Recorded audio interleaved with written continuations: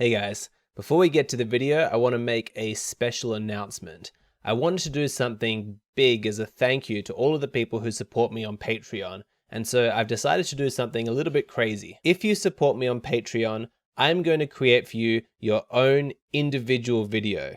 All you need to do is send me a question, and then I'm going to send you back my personal response that's just for you. I don't want to get completely overwhelmed. That's why I've had to limit it to just one question, so I have time to respond to everybody. But if there's something that you've always wanted to pick my brain about, some topic that you want my thoughts on, or there's some personal issue in your life that you want some advice on, now is your opportunity to ask. For practical reasons, I do need to put a time limit on this, and so I'm giving this a time limit of just 12 hours. So from the time that this video was uploaded, you have 12 hours to get your question to me. If you're not a Patreon supporter at the moment, but you appreciate what I do, all the hard work that goes into this channel, the content has been useful to you, and you're looking for a way to help out, now is your chance. It only costs $5, and if you do it in the next 12 hours, in addition to accessing my daily posts and all of the exclusive content that's on my Patreon, you're going to get your own personal video answering your individual question. I think it's great value, so don't delay.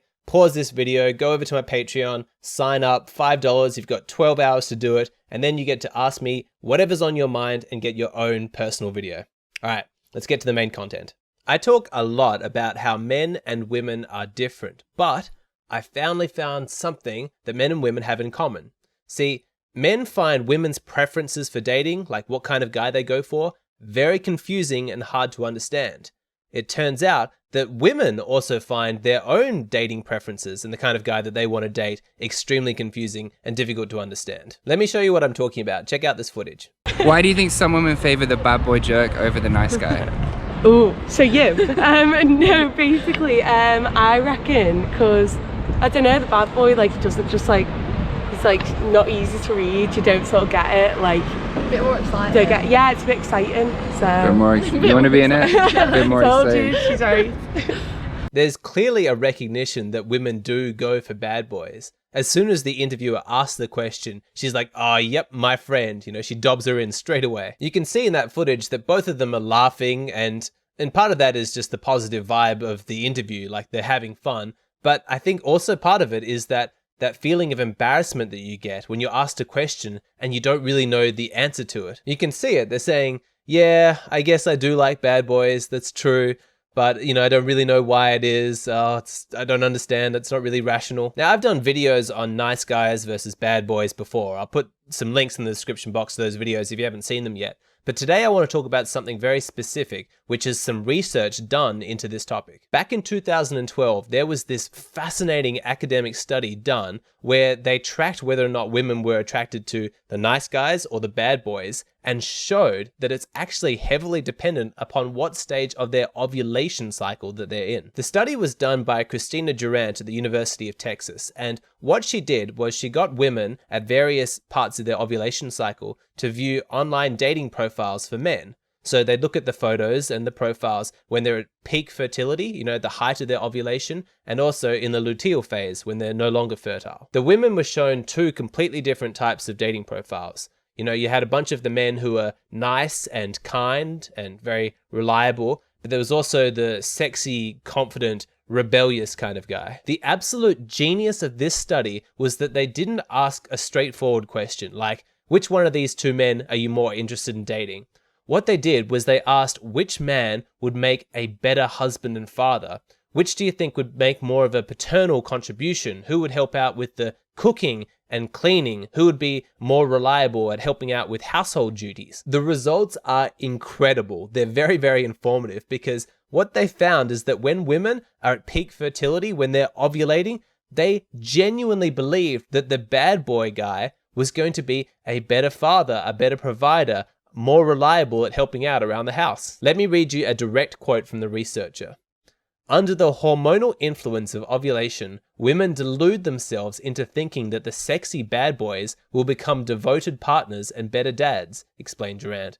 When looking at the sexy cad through ovulation goggles, Mr. Wrong looked exactly like Mr. Right. They then repeated this study, but instead of using dating profiles, they used real people. So they hired actors to sit across from the women and get them to play the bad boy or the nice guy. The results were exactly the same. When the women were ovulating, they sincerely believed that the bad boy would be the more reliable one, the better father. We so desperately want to believe that we're these rational beings who are so wise in our decision-making process, and we weigh everything up so carefully. We don't like the idea that we're guided by deeply imprinted biological instincts that were placed there by evolution. But the truth is that at an unconscious level, so much of our behavior is dictated by these biological instincts. It's crafting us to make the decisions that we do. During ovulation, women are being heavily bombarded with hormones, and they are guiding her to make a very specific choice. At a different part of her cycle, when she's not ovulating, she's going to be thinking a lot more rationally.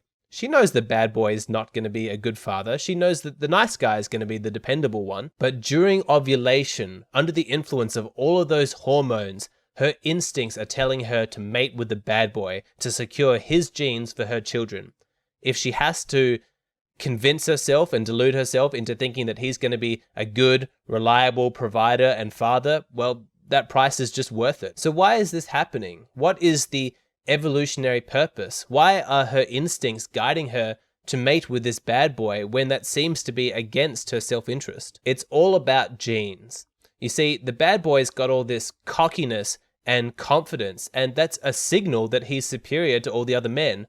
How is he able to be so cocky and confident unless he's better than all of the competition? Women look on to this confident bad boy display, and the genes inside her desperately want to merge with his genes so that their children can also be strong, confident, cocky. Strong, confident genes equals strong, confident children, and they'll have a better chance of surviving. Now, none of this is meant to be taken as an excuse for making bad decisions. I think that everybody, men and women, need to be making more of an effort to become self-aware. But when I read studies like this, it actually makes me feel quite compassionate for women, because it must be rotten once a month to be ovulating and to have all of your rationality and decision-making processes put under such strain from your hormones. So when you understand what's happening to women at a hormonal level, and you understand the evolutionary purpose behind it, that's when you can begin to make sense of female behavior and understand why so many of their choices appear to be inconsistent. On one day, she might say, I only want to date nice, kind, reliable guys. And she might be completely authentic in the moment. She might sincerely believe that that's what she wants. But 2 weeks later, when she's being flooded with hormones and she's ovulating, she might find herself having sex with some cocky jerk guy, the exact opposite of the man that she said that she wanted. But that doesn't necessarily mean that she's being inauthentic. Yes, there's some inconsistency from 1 week to the next, but in the moment, she's still being true to her feelings. So what are we meant to do with this information? I think for guys, hopefully understanding this can make you a little bit more clued in as to why women act the way that they do, and it can make sense of that inconsistency. Women might appear to be disingenuous and hypocritical when it comes to their dating preferences, but that's kind of how evolution has designed their hormones to work. It's biological. For women, my advice is to become keenly aware of when you're ovulating. Be aware that when you're hormonal, you might not be seeing things as rationally as you ordinarily are. When you're at peak fertility, that's not a good time to have sex with some smooth-talking bad boy just because it feels right in the moment. You've got to stop and consider, hey, have I got my ovulation goggles on? Is this actually a good idea? Is this a wise decision? In a sense, you need to cultivate a certain distrust of your own feelings when it's clear that you're being guided by hormones. You don't want a situation where you wake up in 2 weeks with an unalterable life course now set for you because you weren't able to step back and go, hey, let's just check into this rationally. Maybe I shouldn't be having sex with a bad boy. Maybe I need to be not making any sexual decisions during these 7 days and just wait till things return a little bit more back to normal. Thank you for watching this video.